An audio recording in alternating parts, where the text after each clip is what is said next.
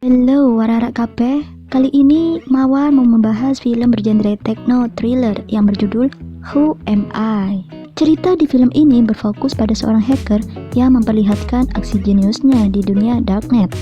Film garapan Jerman ini memiliki tipe plot twist. Menurut Mawar, twistnya sendiri bisa dikatakan jenius sih. So, bagi kalian yang mengira kalau kalian pintar dalam menebak ending sebuah film, siap-siap kalian akan tertipu ya.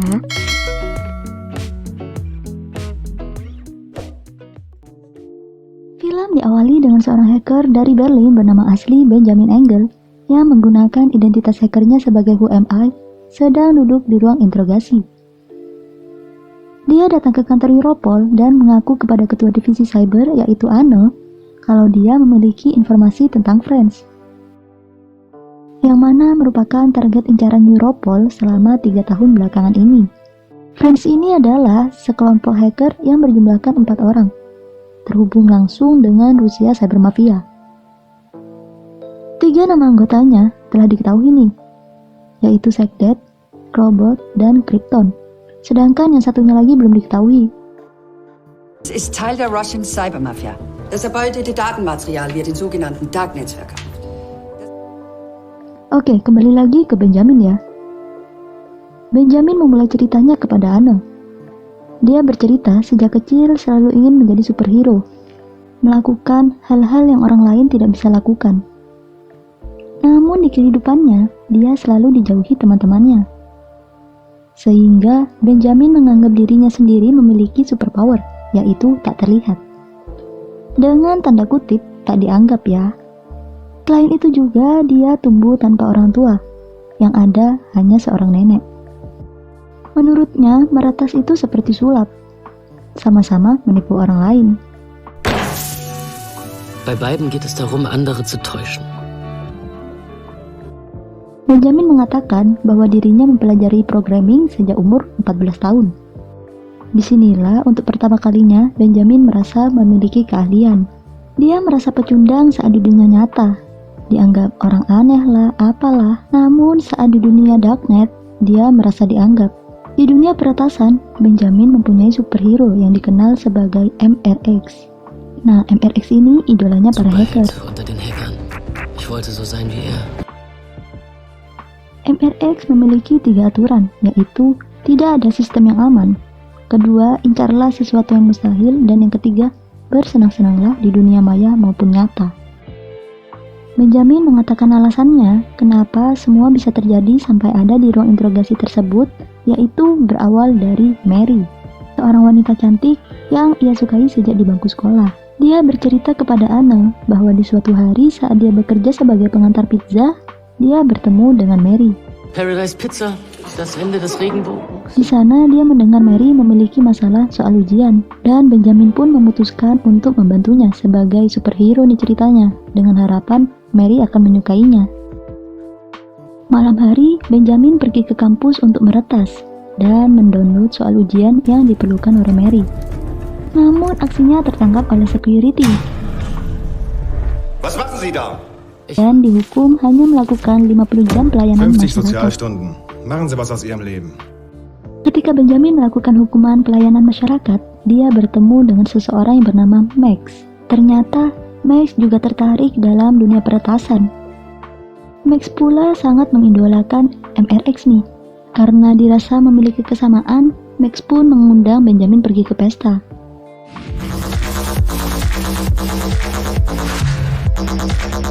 Saat malam hari Benjamin pergi ke pesta, Max memperkenalkannya kepada teman-temannya, yaitu Stefan, seorang ahli software, dan Paul, seorang penggila hardware. Mereka mengetahui Benjamin seorang hacker dan meminta untuk membuktikannya. Dan yap, benar seketika lampu di sekitar pun mati. Tak lama polisi datang dan mereka pun kabur. Hari berikutnya, saat di kereta, Benjamin bertemu dengan Max. Max mengajaknya menemui Stefan dan Paul. Dia memiliki rencana aksi eksperimen. Tanpa mengetahui maksud Max, Benjamin pun ditugaskan untuk masuk ke dalam gedung, yang mana sedang berlangsung pertemuan partai politik. Ia diminta Max meretas komputer yang digunakan untuk presentasi. Di sisi lain, Stefan menyiapkan kamera untuk merekam apakah Benjamin berhasil atau tidak.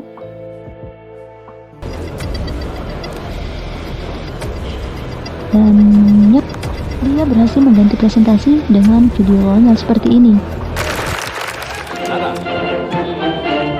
Dan itulah aksi pertama mereka berempat sebagai kelompok yang bernamakan Clay, yaitu Clown Laughing at You, yang mana mereka akan melakukan aksi-aksi menggunakan topeng badut untuk bersenang-senang. Kembali lagi kita ke ruang interogasi. Mendengar cerita Benjamin tersebut, Anna tidak percaya begitu saja. Benjamin pun membuktikannya dengan mengatakan segala sesuatu tentang Anna, seperti nomor jaminan sosial Anna, tempat kuliah Anna. Bahkan Benjamin pun tahu kalau Anna pernah keguguran waktu masa kuliah. Anna pun tercengang dan mulai mempercayai Benjamin. Lanjut ke flashback. Clay kembali meluncurkan aksinya meretas bidang keuangan Jerman. Dan inilah hasilnya. Von der robusten Konjunktur. Und so setzt der DAX auch heute seinen Gipfelsturm. Selain itu, masih banyak lagi aksi mereka yang lain. Clay mengunggah aksi mereka ke sosial media. Videonya ditonton jutaan orang, hingga nama Clay pun jadi terkenal. Max melakukan itu semua hanya untuk mendapatkan apresiasi dari sang idola, yaitu MRX. Namun, minggu-minggu telah berlalu. Max masih menantikan respon MRX terhadap aksi Clay. Tapi tidak digubris nih. Akhirnya mereka menghilangkan penat dengan bersenang-senang menikmati malam dengan berpesta.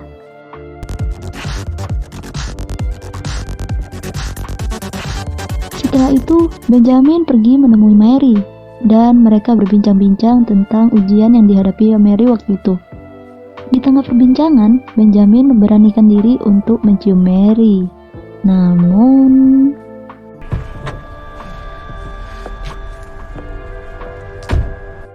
sepertinya Mary tidak suka dan pergi. Keesokan harinya, tiba-tiba Clay mendapatkan pesan dari MRX.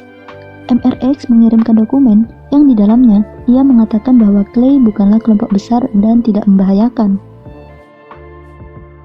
Di matanya, Clay hanya sebatas kelompok bayi. Max yang marah tidak terima menginginkan aksi yang lebih besar lagi. Benjamin memberikan saran untuk meretas sasaran besar nih, yaitu BND, Badan Intelijen Jerman. Terkejut dengan ide Benjamin, mereka pun setuju dan memutuskan untuk meretas BND. Aksi rencana peretasan BND dimulai dengan memasuki gudang sampah BND dan mencari kertas yang berinformasikan tentang karyawannya. Dan didapatkan sebuah nama Gerdy, yaitu salah satu karyawan BND yang menyukai kucing nih. Mereka memancing Gerdy dengan mengirimkan sebuah email berisikan alamat link yang mana bila link tersebut diklik akan membukakan jalan mereka menuju sistem BND. Setelah mendapatkan aksesnya, aksi pun dimulai. Tujuan utama Clay dalam peretasan kali ini yaitu memanipulasi seluruh printer yang ada di BND dan mengeprint kertas-kertas bertuliskan Clay was here, no system is safe.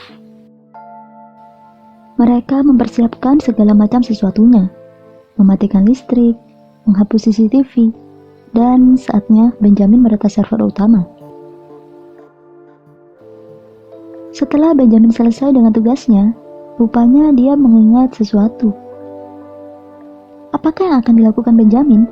Nanti kita akan tahu ya. Keberhasilan Clay meretas BND langsung dirayakan dengan berpesta. Yap, di mana ada pesta, pasti di situ ada Mary. Tetapi saat Benjamin ingin ke toilet, terlihat Max sedang mencium Mary. Benjamin pun kecewa dan pulang sendiri. Max, Stefan, dan Paul mengejar Benjamin ke rumahnya. Namun, Benjamin tidak ingin bertemu mereka. Max pun dengan arogannya mengatakan bahwa Benjamin bukan siapa-siapa tanpa mereka. Mendengar hal itu, Benjamin tidak terima diremehkan oleh Max. Kalian ingat kan, Rek, waktu di ruang server, Benjamin ternyata mengambil data inskripsi BND tanpa sepengetahuan teman-temannya. Kemudian Benjamin mulai mengirimkan data rahasia itu ke MRX sebagai pembuktiannya terhadap Max. Jadi yang mula aksinya bersama Clay hanya untuk bersenang-senang saja, sekarang berubah menjadi tindakan kriminal nih. Keesokan paginya, Anne mendapati Krypton, yaitu salah satu anggota Friends, telah mati dibunuh. Ternyata kematian Krypton ini berkaitan dengan data yang diberikan Benjamin kepada MRX. Data tersebut berisikan nama karyawan agen rahasia milik BND, dan Krypton adalah salah satunya. Jadi nih, Krypton adalah agen rahasia BND yang menyamar menjadi anggota hacker Friends. Jelaslah ini si Krypton dibunuh oleh Friends dan Rusia Cyber Mafia karena ketahuan berkhianat. Hal itu membuktikan pula bahwa MRX adalah nama anggota Friends yang belum diketahui itu, Rek. Dikarenakan Clay yang melakukan peretasan pada malam itu, akhirnya Clay menjadi buronan Europol. Untuk mengatasi masalah mereka, Clay harus segera menemukan keberadaan MRX dan Benjamin sebagai umpannya. Supaya tidak terlacak oleh Europol, Benjamin menggunakan jaringan publik, yaitu perpustakaan umum. Benjamin mulai menghubungi MRX dengan menggunakan identitas Who Am I. Dan berhasil. Benjamin dan MRX mengobrol di ceritanya. Clay memancing MRX dengan cara bergabung dengan grup Friends. Tetapi MRX malah menantangnya dengan memberikan tugas lebih gila lagi. Di sisi lain, Europol berhasil mendeteksi alamat IP milik Who Am I. Segera mereka menuju ke perpustakaan. Dan hampir saja Benjamin tertangkap di sini nih.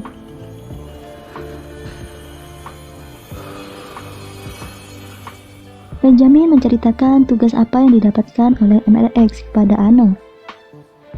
Ternyata tugas tersebut adalah mengirimkan Trojan ke sistem utama Europol agar MRX mampu melacaknya.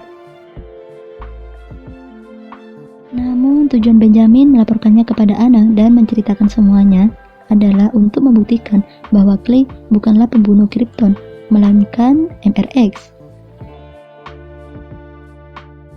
Benjamin berharap dengan membongkar identitas MRX, Clay akan dibebaskan dari daftar DPO. Kemudian mereka berencana menjebak MRX agar bisa masuk ke sistemnya. Namun sebelum aksi itu dimulai, semua jejak keberadaan dan informasi tentang Clay dimusnahkan. Termasuk markas mereka, yaitu rumah nenek Benjamin.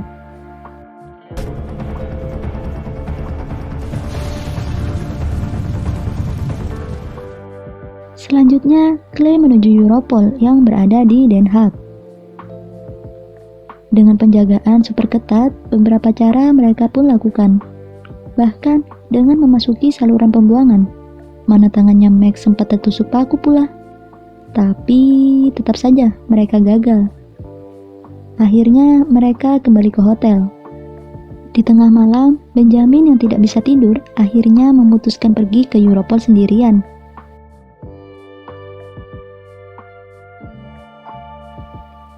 Di depan halaman Europol, ia menemukan kartu visitor yang terjatuh.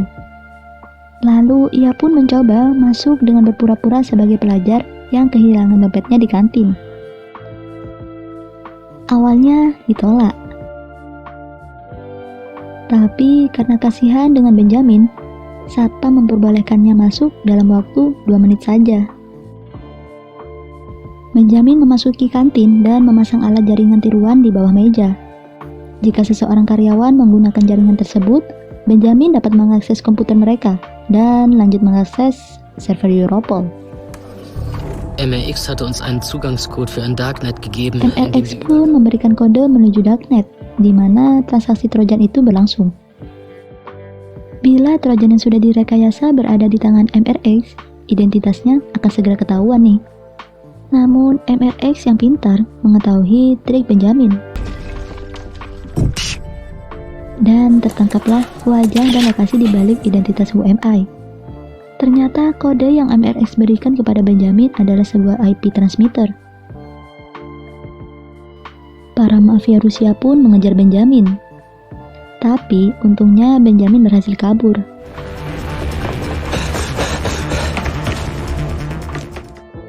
Saat Benjamin menuju hotel, terlihat Max, Paul, dan Stephen telah mati dibunuh oleh mafia Rusia.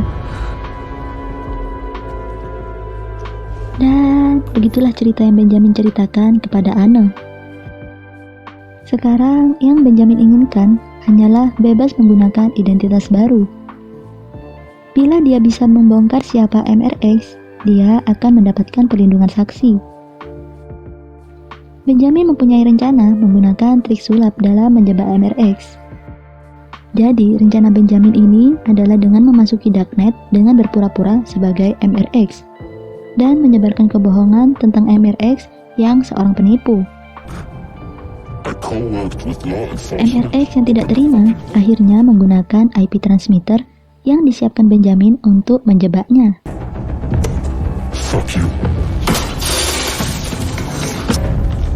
Dan ketahuanlah siapa itu MRX. MRX ternyata adalah seorang anak berumur 19 tahun yang berada di New York. Jadi keren sih, umur 19 tahun udah jadi hacker yang terkenal ya. Dan berkat Benjamin pun, mafia Rusia dan MRX tertangkap. Anne pun memberitahu Benjamin kalau dia akan segera bebas dengan perlindungan saksi. Namun, Anne melihat ada tanda luka di tangan Benjamin. Itu membuatnya sedikit curiga. Akhirnya, dia mencari tahu tentang Benjamin. Dia pergi ke rumah nenek Benjamin. Di sana, rumah ternyata masih utuh nih, dan tidak ada bekas kebakaran sedikit pun. Selain itu, ditemukan pula kotak obat Ritalin nih. Selanjutnya, dia menuju kampus Mary dan menanyakan pertanyaan apakah Mary pernah bertemu Benjamin akhir-akhir ini. Dan Mary mengatakan tidak pernah bertemu Benjamin sekalipun. Anne pun pergi menuju dokter keluarga Benjamin. Dokter bilang kalau obat Ritalin yang dikonsumsi Benjamin dapat memicu seseorang berkepribadian ganda. Anne kembali menuju Benjamin dan menyadari bahwa karakter Max, Paul, dan Stephen adalah karakter yang dibuat oleh Benjamin sendiri. Waduh, bingung kan? Du bist Max. Du bist Stefan. Du bist Paul. Peluru pun yang Benjamin temukan di kamar hotel adalah peluru milik sang kakek dahulu saat perang nih. Wah. Du hast sie in deiner Fantasie erschaffen. Akhirnya, Europol menarik kembali perlindungan saksi. Anne hanya bisa bersedih melihat Benjamin yang histeris memohon perlindungan.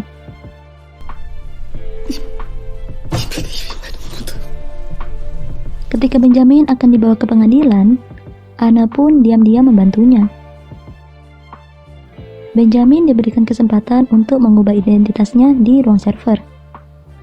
Lagi pula, Benjamin bukanlah target utama Europol, melainkan Friends dan mafia Rusia. Saat sebelum Anne berpisah dengan Benjamin, dia bertanya, apa rahasia trik sulapnya?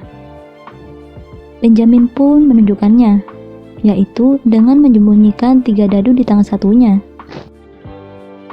Namun saat Benjamin pergi, Anne menyadari akan sesuatu nih.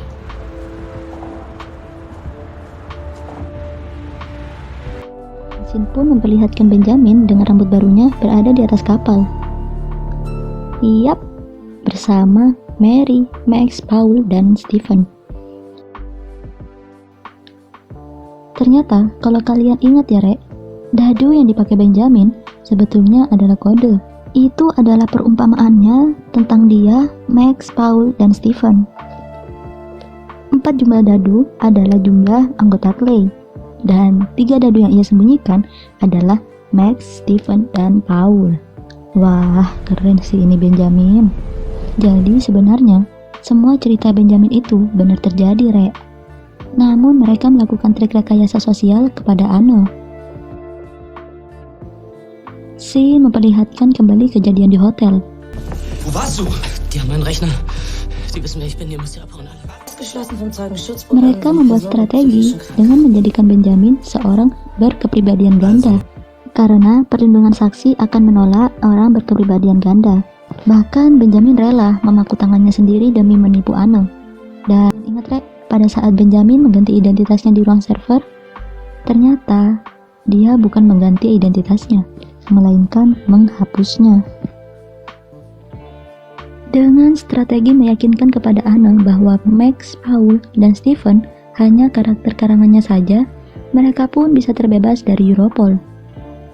Jadi sekarang tidak ada orang yang tahu identitas dibalik kelompok hacker bernama Clay. Cerita pun berakhir. Keine Zaubertricks mehr. Gimana nih? Ending ceritanya sangat mind-blowing bukan?